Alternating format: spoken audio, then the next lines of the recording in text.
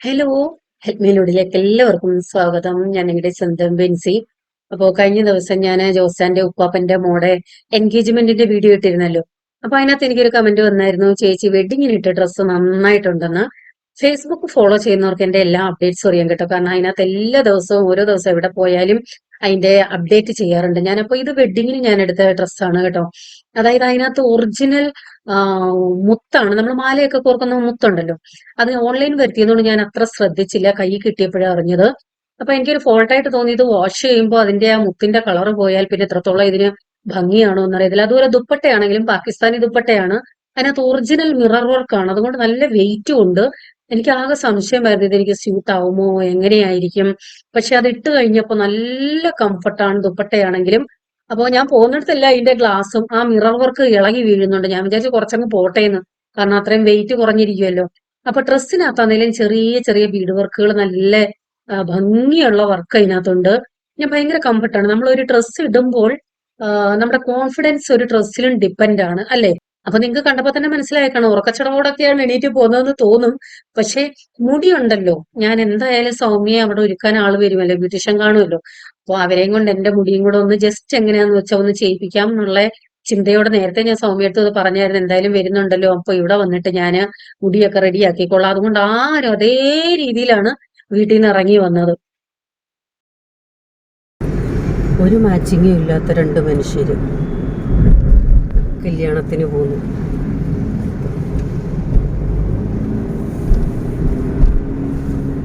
ഒന്ന് ഇളം പച്ച, ഒന്ന് നല്ല റോസ്.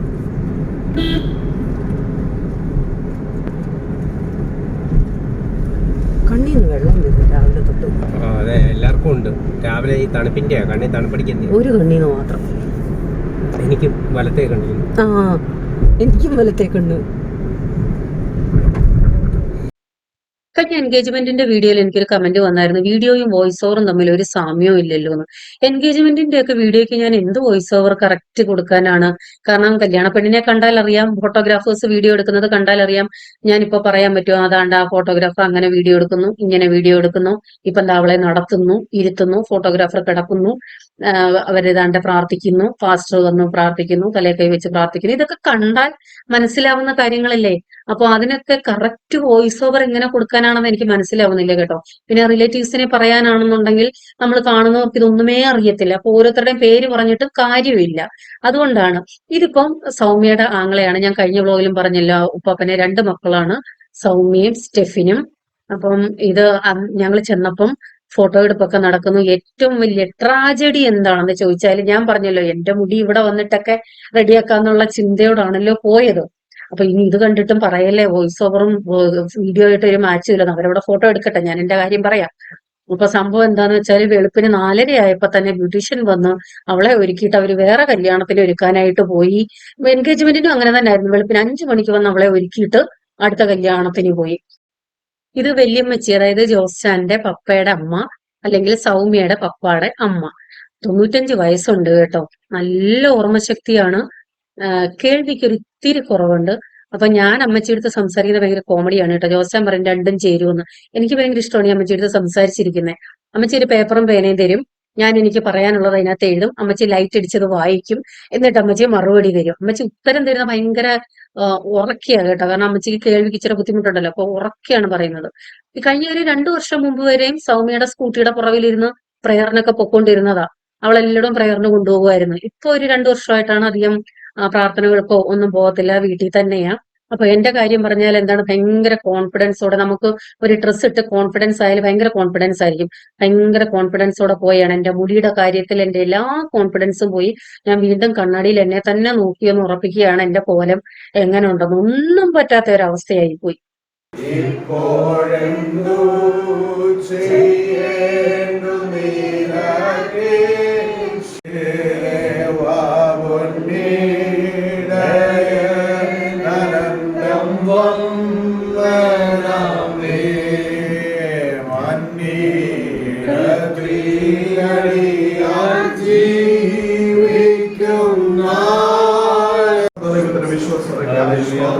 ഇന്നുവരെ അവൾ അനുഭവിച്ച എല്ലാ ദൈവകൃപയ്ക്കുമായി ഞങ്ങളൊക്കെ നന്ദി പറയുന്നപ്പ.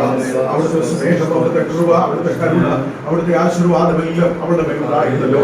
അനുഗ്രഹീതരായ മാതാപിതാക്കളെ അവർക്ക് നൽകി, അനുഗ്രഹീതരായ പ്രിയപ്പെട്ടവരെ ബന്ധുജനങ്ങളെ അവർക്ക് നൽകി, അനുഗ്രഹീതനായ സഹോദരനെ അവർക്ക് നൽകി. ജീവിതത്തിന്റെ എല്ലാ മേഖലകളിലും അവളെ സ്വാധീനിക്കുവാൻ കഴിയുന്ന പ്രിയപ്പെട്ടവരെ അവിടെ ഇവിടങ്ങളിൽ ഒരുക്കിയ ദൈവത്തിന്റെ വിശ്വസ്തതയ്ക്കായി ഞങ്ങളൊക്കെ നന്ദി പറയുന്നപ്പ. ഞങ്ങളുടെ മക്കളുടെ പ്രാർത്ഥനകളും അവരുടെ ആത്മീകമായ എല്ലാ കൈത്താങ്ങലുകളും പിന്തുണകളും ഈ പൈതന്റെ വിവാഹവേദിയിലേക്ക് കൊണ്ടുവരുന്ന ദൈവത്തിന്റെ വിശ്വസ്തതയ്ക്കായി നാളുകളിൽ എന്റെ കൈ കിടന്ന വാച്ച് ബ്ലാക്ക് ആയിരുന്നു കേട്ടോ. ഇത് സൗമ്യയുടെ വാച്ചാണ്. എന്റെ ഡ്രസ്സിന് മാച്ച് ആവുന്നത് കൊണ്ട് അടിച്ചു മാറ്റിയതാണ്. അത് നേരത്തെ ഞാൻ പറഞ്ഞു വെച്ചിട്ടുണ്ടായിരുന്നു. അവളുടെ വാച്ച് എനിക്ക് അറിയായിരുന്നു. അന്നേ ഞാൻ പറഞ്ഞായിരുന്നു എനിക്ക് കല്യാണത്തിന് ഈ വാച്ച് ഞാൻ യൂസ് ചെയ്തോളാന്ന്. അങ്ങനെ അത് എടുത്ത് കൈക്കലാക്കി. പിന്നെ എന്നെ തന്നെ മൊത്തത്തിലൊന്ന് നിങ്ങൾ കണ്ടില്ല എന്നുണ്ടെങ്കിൽ ഇതാണ് എന്റെ ഫുൾ ഡ്രസ്സ് കേട്ടോ. അപ്പം എന്റെ കുറെ ഫോട്ടോസും വീഡിയോസും ഒക്കെ നമ്മുടെ സ്റ്റുഡിയോക്കാരുടെ കയ്യിലുണ്ട്. ചെന്നാൽ തരാമെന്നാ പറഞ്ഞത്. പക്ഷെ ഇതുവരെ പോകാൻ പറ്റിയിട്ടില്ല. ജോസാൻ ഇവിടെ കല്യാണ പെണ്ണിന്റെ വണ്ടിയുടെ അവിടെ നിന്ന് ഫോട്ടോയ്ക്കൊക്കെ പോസ് ചെയ്യുന്ന കുറച്ച് ഫോട്ടോയൊക്കെ എടുത്തു. വണ്ടിയൊക്കെ അലങ്കരിക്കുന്നതിന് മുമ്പേ വരണമെന്നുണ്ടായിരുന്നു. പക്ഷെ ഒന്നും നടന്നില്ല കേട്ടോ. കാരണം എന്നിട്ട് തന്നെ വെളുപ്പിനെ വീട്ടിൽ നിന്ന് ഇറങ്ങിയതാണ്. അതാണ് ഉറക്കച്ചടവൊക്കെ മുഖത്ത് കാണുന്നത്. പിന്നെ മേക്കപ്പ് ഇടാൻ അറിയാവുന്നവരാണെങ്കിൽ അതൊക്കെ മേക്കപ്പ് ഇട്ട് നികത്താവുന്നതേ ഉള്ളൂ. എന്നെ സംബന്ധിച്ചിടത്തോളം അതൊന്നും എനിക്ക് അറിയേയില്ല, ചെയ്യാറുമില്ല. അതുകൊണ്ട് അങ്ങനെ ഉറക്കച്ചടവുള്ള മുഖത്തോടൊക്കെ വരേണ്ടി വന്നു. അപ്പൊ എന്തായാലും പ്രാർത്ഥിച്ചിറങ്ങി. എല്ലാരും അവിടുന്ന് തിരിച്ചു. മുഖത്തലയാണ്, കൊല്ലം ജില്ലയിൽ തന്നെ മുഖത്തല, കുണ്ടറ മുഖത്തല കേട്ടിട്ടുണ്ടായിരിക്കുമല്ലോ, അവിടാണ് കല്യാണം. അപ്പൊ വണ്ടി കയറി ഞാൻ വീണ്ടും എന്റെ മുടിക്ക് ബാക്കിൽ വെച്ചൊരു ക്ലിപ്പ് ഇട്ട് സംതൃപ്തി അടഞ്ഞു. അല്ലാതെ ഒരു രക്ഷയില്ലല്ലോ, നമുക്ക് എങ്ങനെയെങ്കിലുമൊക്കെ എത്തിപ്പെട്ടല്ലേ പറ്റത്തുള്ളൂ. അതുകൊണ്ട് എന്റെ കൈ ക്ലിപ്പ് ഉണ്ടായിരുന്നു, ഞാൻ എന്റെ ബാഗിലെല്ലാം വെച്ചിട്ടുണ്ടായിരുന്നു കേട്ടോ. കാരണം ഏതവസ്ഥയാ വരുന്നതെന്ന് അറിയില്ലല്ലോ, അതുകൊണ്ട്. അപ്പൊ ഞാൻ വണ്ടിക്കകത്ത് കയറി ആദ്യം ചെയ്തത് ബാക്കിലൊന്ന് ക്ലിപ്പ് ഇട്ടു എന്നുള്ളതാണ്. എന്നിട്ട് നോക്കുന്നുണ്ട് എങ്ങനെയൊക്കെയുണ്ട്. സൈഡ് തിരിഞ്ഞും ഭയങ്കര കലാപരിപാടികളാണ് വണ്ടിക്കകത്തിരുന്ന്. എന്തൊക്കെയായാലും ഒരു കല്യാണത്തിന് പോകുമല്ലേ, കാരണം മെയിനായിട്ട് നമ്മളൊക്കെ ആണല്ലോ, എല്ലാരും നോക്കുമല്ലോ. അങ്ങനെയൊക്കെയുള്ള ഒരു ചിന്തയോടാണ് പോകുന്നത്. അപ്പൊ ഞങ്ങള് അവിടെ മുഖത്തല എത്തി. മുഖത്തല ചർച്ചിലായിരുന്നു കല്യാണം. അതിന്റെ അടുത്ത് തന്നെ ഒരു പാരിഷ് ഹാളിലായിരുന്നു ഫുഡ് അറേഞ്ച്മെന്റ് ചെയ്തിരുന്നത്. അതുകൊണ്ട് ഇവിടുത്തെ വലിയ വീഡിയോകളൊന്നും എന്റെ കയ്യിലില്ല. കാരണം ഒരു കല്യാണം എന്നൊക്കെ പറയുമ്പോൾ നമ്മള് ഫ്രണ്ടിൽ പോയി നിന്ന് അങ്ങനൊന്നും വീഡിയോ എടുക്കാൻ പറ്റില്ലല്ലോ. ഇത് ജോസന്റെ അമ്മാച്ചൻ, എല്ലാവർക്കും അറിയായിരിക്കും, രായിച്ചാൻ ഉണ്ടായിരുന്നു അവിടെ. ആശീർവദിക്കുന്നു. പ്രത്യേക ഈ കുടുംബത്തിന്റെ പേരിലും ദൈവസഭയുടെ പേരിലുമുള്ള സ്വാഗതം പാസ്റ്ററെ അറിയിക്കുന്നു. സ്തോത്രം. പാസ്റ്റർ കെ ജോയി മധ്യമേഖലയുടെ ഡയറക്ടറായി അനേകം വർഷങ്ങൾ സ്തുത്യർഹമായ സേവനം അനുഷ്ഠിക്കുകയും പ്രസ്പെക്ടറായി അനേകം വർഷങ്ങളായിരിക്കുകയും ചെയ്ത തൃപ്പലടികം AG ചർച്ചകൾ പാസ്റ്റർ കൂടെ ആയിരിക്കുന്ന നമ്മുടെ ഒരു സീനിയർ ശുശ്രൂഷകനാണ്. അങ്ങനെ മിസ്സിസ് സൗമ്യയായി. ഞാൻ പറഞ്ഞല്ലോ, ഞാൻ അങ്ങനെ കല്യാണത്തിന്റെ വീഡിയോസ് ഒന്നും അധികം എന്റെ കയ്യിലില്ല. സ്റ്റുഡിയോക്കാർ തരാമെന്നാണ് പറഞ്ഞത്. ഞാൻ അത് എടുക്കാനായിട്ട് പോയിട്ടില്ല. കാരണം കല്യാണത്തിനൊക്കെ നമ്മൾ ഫ്രണ്ടിൽ പോയി നിന്ന് സ്റ്റുഡിയോക്കാരുടെ പോയി നിന്ന് എടുക്കുന്നത് എനിക്കൊരു അരോചകത്വം തോന്നി. അതുകൊണ്ട് ഞാൻ അങ്ങനെ എടുത്തിട്ടില്ല. കൂടാതെ തന്നെ ഞാൻ ഏറ്റവും ബാക്കിലാണ് ഇരുന്നത് കേട്ടോ. സത്യത്തിൽ പെണ്ണിന്റെയും ചെറുക്കന്റെയും അടുത്ത റിലേറ്റീവ്സ് ഒക്കെ ഫ്രണ്ടിലാണ് ഇരിക്കേണ്ടത്. പക്ഷെ ഞാൻ ബാക്കിലാണ് ഇരുന്നത്. എന്തെങ്കിലും ആവശ്യത്തിന് ഇറങ്ങേണ്ടി വന്നാലോ എല്ലാവരുടെയും മുമ്പിൽ കൂടെ നടന്നു വരണ്ടല്ലോ, അതുകൊണ്ട് ഞാൻ ബാക്കിലാണ് ഇരുന്നത്. അതുകൊണ്ട് തന്നെ എനിക്ക് പ്രത്യേകിച്ച് വീഡിയോസ് ക്ലിപ്സ് ഒന്നും ഞാൻ എടുത്തിട്ടില്ല കേട്ടോ. അങ്ങനെ എന്തായാലും കല്യാണം കഴിഞ്ഞു. പിന്നെ ഫോട്ടോ എടുപ്പിന്റെ ബഹളമാണ്. ഏതൊക്കെ അവർക്ക് തന്നെ നാണം വരുന്നുണ്ട് അങ്ങനെയൊക്കെ പോസ്റ്റ് ചെയ്തിട്ട്. ഇതെല്ലാം കല്യാണം നിയന്ത്രിക്കുന്നത് പാസ്റ്റർമാരല്ല, സ്റ്റുഡിയോക്കാരാണ് കേട്ടോ. അവര് പറയുന്നത് അനുസരിച്ചാണ് നിൽക്കൂ, ഇരിക്കൂ, നടക്കൂ ഇതെല്ലാം. അപ്പൊ അതിന് ശേഷം ഫുഡ് കഴിക്കേണ്ടടുത്ത് എത്തി. അവിടുത്തെ കുറച്ച് വീഡിയോസ് എല്ലാം അറിയാലോ, നോർമൽ ഫുഡ് എന്തൊക്കെയാണെന്ന് അറിയാമല്ലോ. ക്രിസ്ത്യൻസിന്റെ ബീഫ് കാണും, അതായത് ബീഫ് റോസ്റ്റ്, ചിക്കൻ ഫ്രൈ, പാവയ്ക്ക ഫ്രൈ, മോര്, പരിപ്പ്, അവിയല്, തോരൻ, അച്ചാറ്, ഐസ്ക്രീം, ഇങ്ങനെയൊക്കെയുള്ള എല്ലാ സംഭവങ്ങളും. അപ്പൊ ഇതാണ് ജെറിന്റെ ഫാമിലി, പപ്പയുടെയും മമ്മിയുടെയും ഫാമിലി എല്ലാം ഉണ്ട്. ഫോട്ടോ എടുപ്പിന്റെ ബഹളമാണ്. എന്റെ പൊന്നോ, ഫോട്ടോ എടുപ്പ് കഴിഞ്ഞ് എത്ര മണി. എനിക്കൊന്നും എന്റെ കല്യാണത്തിന് ഇത്രയൊന്നും ഇല്ലായിരുന്നു കേട്ടോ. വർഷങ്ങൾ മുമ്പോട്ട് പോകുന്തോറും മാറ്റങ്ങളും വരുമല്ലോ. ഇപ്പം അവരെ കാത്ത് അവസാനം വരെ നിൽക്കാനും ഒക്കത്തില്ല. എല്ലാരും ഫുഡ് കഴിക്കും. പാവം പയ്യനും എല്ലാ കല്യാണം നോക്കിയത് തന്നെ, ചെറുക്കനും പെണ്ണും വിഷം വരും പാരവും ആയി കാണും. ഇപ്പം അവള് വെഡിങ്ങിന് ഗൗൺ ആയിരുന്നല്ലോ, അതിനുശേഷം സാരി, സെക്കൻഡ് സാരി ഉടുക്കാനായിട്ട് പോയ സമയത്ത് ഇവർക്ക് കാര്യം പറയാൻ വേറെ ഒരു സ്ഥലവും കിട്ടിയില്ല. സ്റ്റേജിൽ ചെറുക്കനും പെണ്ണ് ഇരിക്കുന്നിടത്ത് ഇരുന്ന് അമ്മച്ചനും അനന്തരവും ഉപ്പാപ്പനും അനന്തരവനും കൂടെ ഇരുന്ന് കൊച്ചു വർത്താനം പറയുകയാണ് കേട്ടോ. അതായത് ജോസാന്റെ പപ്പാടെ അനിയൻ. അനിയനാണിത്, അത് ജോസഫ്. അറിയാലോ. എല്ലാവർക്കും ഇത് പണി കൊടുക്കുന്നില്ലേ, അന്നേരം കഴിപ്പൊക്കെ നിർത്തിയേ.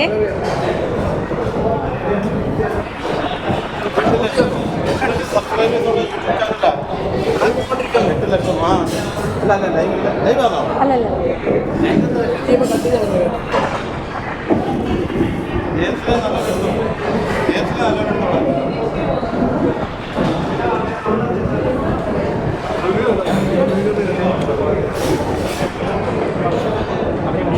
അത് ഞാൻ ഇടും, വേറെണ്ണിട്ട് നോക്കിയത്. അപ്പൊ രണ്ട് സൈഡിലെ സ്റ്റുഡിയോക്കാരാണത് കേട്ടോ. 2-3 പേര് അത് മിസ്സിംഗ് ഉണ്ട്, അവര് നേരത്തെ കഴിച്ചു കാണും.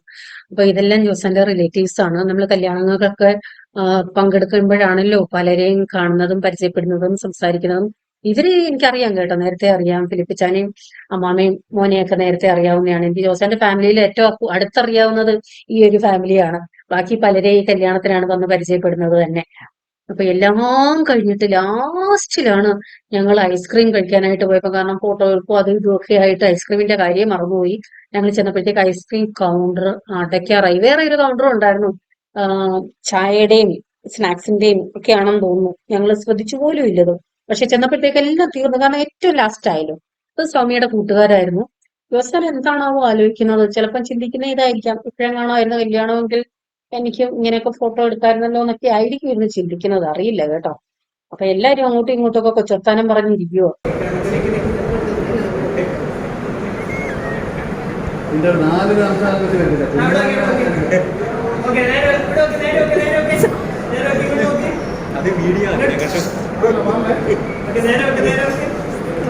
നാണം വരുന്നു.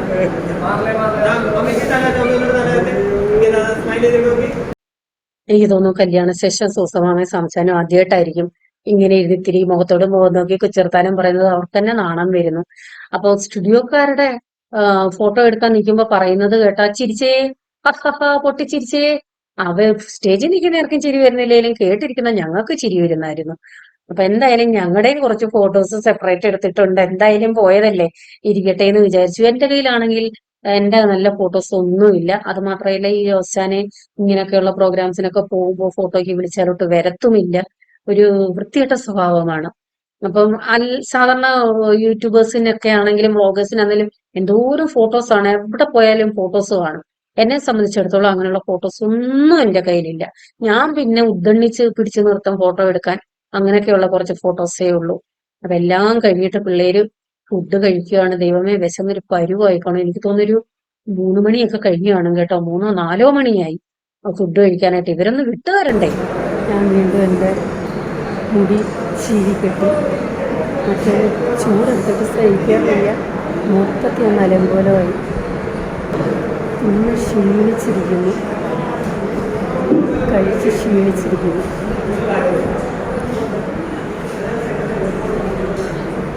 ഇപ്പം മിക്കവാറും ഒരു സമയമാവും, ഇപ്പം രാത്രിയാവും.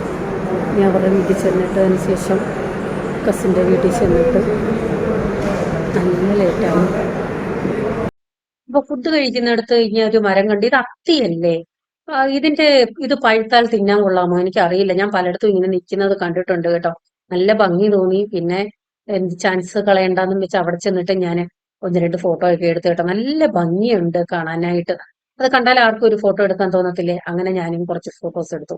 ഈ ഫോട്ടോയിലും വീഡിയോയിലും ഒക്കെ ഇത്തിരി കളർ കൂടുതൽ തോന്നിക്കുന്നുണ്ട്. എനിക്ക് അത്രയും കളറൊന്നും ഇല്ല കേട്ടോ. ആ ക്യാമറയുടെ ആയിരിക്കും അങ്ങനെ തോന്നുന്നത്. അങ്ങനെ എന്തായാലും ഞങ്ങൾ അവിടുന്ന് അവസാനം തിരിച്ച് ജെറിന്റെ വീട്ടിലെത്തി. ജെറിന്റെ വീട്ടിൽ ചെന്നിട്ടാണല്ലോ പിന്നെ സൗമ്യയുടെ വീട്ടിലോട്ട് പോകുന്നത്. ഞങ്ങളുടെ നാട്ടിലൊക്കെ കല്യാണം കഴിഞ്ഞിട്ട് പയ്യന്റെ വീട്ടിൽ പോയിട്ട് പെണ്ണിന്റെ വീട്ടിലാണ് 2 ദിവസം കേട്ടോ. അതിനുശേഷമാണ് പയ്യന്റെ വീട്ടിലോട്ട് കൊണ്ടാക്കുന്നത്. പല നാട്ടിലും പല രീതിയാണ്. കാരണം ചില നാട്ടിലൊക്കെ ഉണ്ട്, എനിക്കറിയാം. ചെറുക്കന്റെ വീട്ടിലായിരിക്കും ആദ്യത്തെ ദിവസങ്ങൾ. പല നാട്ടിലും പല രീതിയല്ല. എന്തായാലും അവിടെ വന്നു. അവിടെ ചെന്ന് കുറച്ചു നേരമൊക്കെ ഇരുന്ന് പ്രാർത്ഥിച്ചിട്ടൊക്കെയാണ് ഇറങ്ങിയത്. അവിടെ അത്യാവശ്യം നല്ല ആൾക്കാരുണ്ടായിരുന്നു കേട്ടോ അവിടെ ചെന്നിട്ടും. അപ്പോ ഞാൻ പറഞ്ഞല്ലോ, കാരണവരന്മാരെക്കാൾ കൂടുതൽ നിയന്ത്രിക്കുന്നത് സ്റ്റുഡിയോക്കാരാണ്. ഇറങ്ങിക്കോ എന്ന് പറയുമ്പോഴേ ഇറങ്ങാവൂ, നടന്നു എന്ന് പറയുമ്പോഴേ നടക്കാവൂ. എന്തായാലും ഞാൻ ഫ്രണ്ടിൽ പോയി നിന്നില്ല, ബാക്കിലാണ് നിൽക്കുന്നത്. അതുകൊണ്ട് ഞാൻ ബാക്കിൽ നിന്ന് കിട്ടുന്ന കുറച്ച് ഫോട്ടോസ് വീഡിയോസ് ഒക്കെ എടുത്തിട്ടുണ്ട്. അപ്പൊ ഇതാണ് ജെറിന്റെ വീട്. ഞാനും ജോസാനും ഒക്കെ നേരത്തെ വന്നിട്ടുണ്ട് കേട്ടോ. കല്യാണം ഉറപ്പിക്കുന്നതിന് മുമ്പ് തന്നെ ഞങ്ങൾ ഒരു പ്രാവശ്യം ഇവിടെ വന്നായിരുന്നു, അതിന്റെ വാക്കുറപ്പൊക്കെ ആയ സമയത്ത്. ഇതാണ് ജെറിന്റെ മമ്മി. തൊട്ടപ്പുറത്ത് നിൽക്കുന്നതാണ് പപ്പ കേട്ടോ. ആ പാലുമായിട്ടിരിക്കുന്നതാണ് മമ്മി, അപ്പുറത്ത് നിൽക്കുന്നത് പപ്പ. പിന്നെ അവിടെ ചെന്നപ്പോ ആദ്യമായിട്ട് പാല് കൊടുത്തു. ആ, ഓരോരുത്തർക്കും ഓരോ ചടങ്ങൊക്കെ അല്ലേ. അപ്പോ സ്റ്റുഡിയോക്കാര് പറയുന്നുണ്ടായിരുന്നു, ഇവര് കുടിച്ചിട്ട് പകുതി വെച്ചങ്ങാണ്ട് ഇച്ചിരിയും കുടിച്ചിട്ട് വെച്ചപ്പം അങ്ങനെയല്ല, അത് മൊത്തം കുടിക്കണോ എന്നൊക്കെ അവിടെ ഓർഡർ കൊടുക്കുന്നുണ്ടായിരുന്നു. ജെറിൻ ഗൾഫിലാണ്, 1 മാസത്തെ ലീവാണെന്ന് തോന്നുന്നു. ലീവ് എക്സ്റ്റെൻഡ് ചെയ്യുന്നു എന്നൊക്കെ പറഞ്ഞു കേട്ടു. ഈ സൗമ്യ ടെക്നോ പാർക്കിലാണ് ജോലി ചെയ്യുന്നത്. കല്യാണം കഴിഞ്ഞ് വെറും 2 ദിവസത്തെ ലീവുകൾ. കാരണം പെട്ടെന്നുള്ള കല്യാണമായിരുന്നല്ലോ. അവർക്ക് ലീവ് ലെറ്റർ കൊടുക്കാനുള്ള സമയം പോലും കിട്ടിയിട്ടില്ല. 1 മാസം മുമ്പെയോ 2 മാസം മുമ്പേ എങ്ങാണ്ട് അപ്ലൈ ചെയ്യണം ലീവിന് വേണ്ടി. അപ്പൊ ഇത് പെട്ടെന്നുള്ള കല്യാണമായിരുന്നല്ലോ. ഈ പുള്ളിക്കാരന്റെ കയ്യിൽ എന്റെ നല്ല 2 ഫോട്ടോ ഉണ്ട്.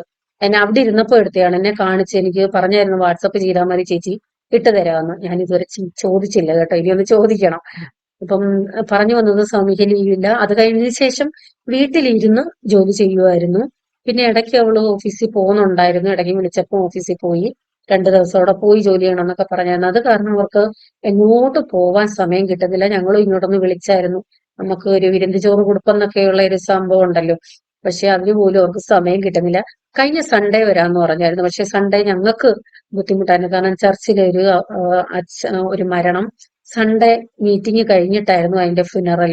അപ്പൊ അതുള്ളപ്പോ നമുക്ക് മാറി നിൽക്കാൻ പറ്റില്ല. സമയം വൈകിട്ട് 5:30 6 മണിയല്ലേ? 5:30 കഴിഞ്ഞു.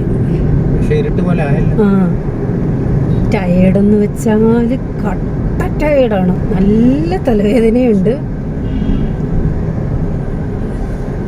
ഇനിയിപ്പം നേരെ ഉപ്പാപ്പൻ്റെ വീട്ടിലോട്ട്, അത് കഴിഞ്ഞിട്ട് ഞങ്ങളുടെ വീട്ടിലോട്ട് പോകും.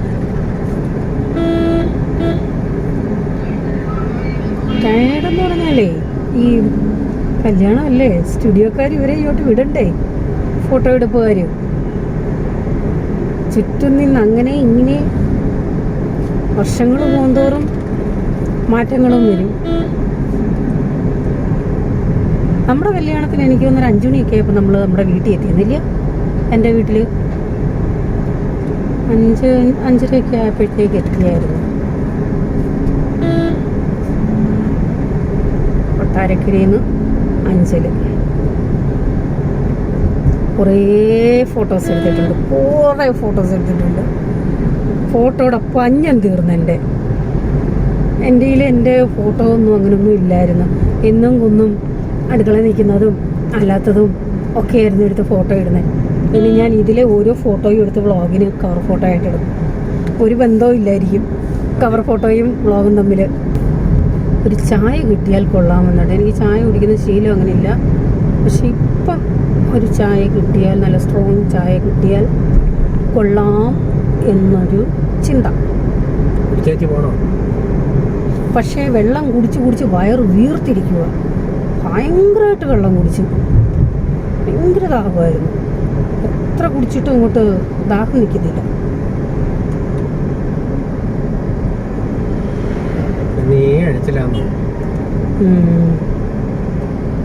മുമ്പിലൊരു തടി ലോറിയുണ്ട്, അതാണ് ഇഴപ്പിക്കുന്നത്. അത് കാരണം ബാക്കിലുള്ളവർക്ക് ലെഫ്റ്റും റൈറ്റും കാണാൻ പറ്റുന്നില്ല. അതർവൈസ് സൈഡ് എടുത്തങ്ങ് പോയേനെ.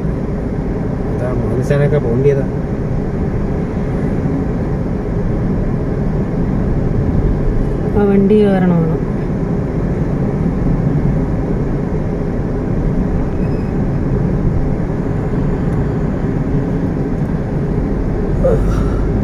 എന്തേലും ഇത് പറഞ്ഞൂടെ?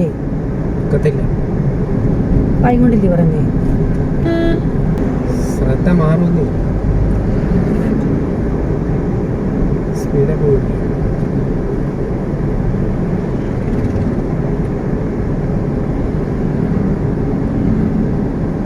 അപ്പം ഇന്നത്തെ വ്ളോഗ് ഇത്രയേ ഉള്ളൂ കേട്ടോ. കുറേ ഉണ്ട്, എഡിറ്റ് ചെയ്ത് വരുമ്പോൾ എത്രയാവും അറിയില്ല. അപ്പം ഇനിയിപ്പം വീട്ടിൽ ചെന്നിട്ട് കയറുന്നൊന്നും എടുക്കുവാണെങ്കിൽ ആഡ് ചെയ്യാം കേട്ടോ. അല്ലെന്നുണ്ടെങ്കിൽ ഇവിടെ അങ്ങ് സ്റ്റോപ്പ് ചെയ്യാം. Okay, by.